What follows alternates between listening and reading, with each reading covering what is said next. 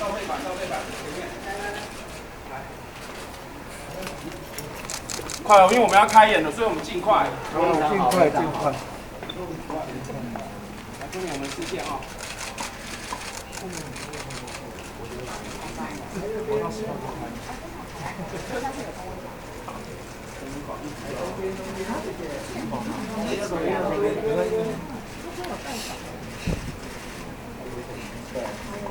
来，右手边看一下。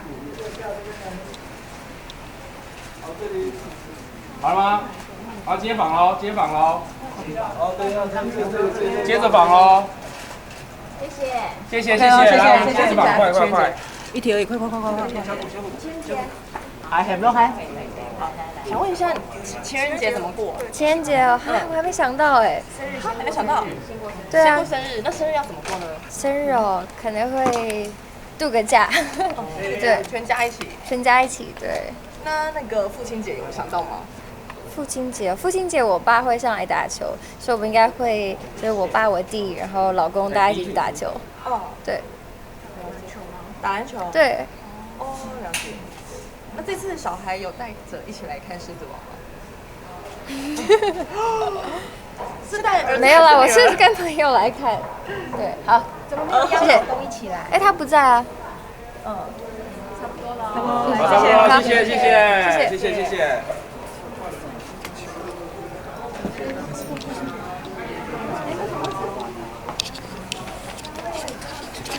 到了，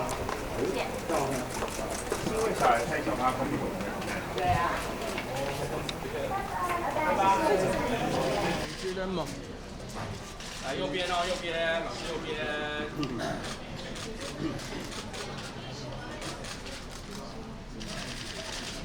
可以吗？我觉得就是因为每一种声音的表现，就是说，任何的就是角色的表现，他们都有一个特性。然后听他们的特性的时候，你就可以感受到，就是他们的一个那种角色的声音表情，它就可以带动一种让你可以感受进入那个情节里面这样子，所以会特别想要再看一次《狮子王》。对。老师好像前几天有透露，那个好像专辑做的差不多了。哦。专辑。对，我专辑应该就是都已经做完了，然后就是差不多10月会发行。对，10月会发行。老师，那对，因为歌迷也很期待演唱会的部分。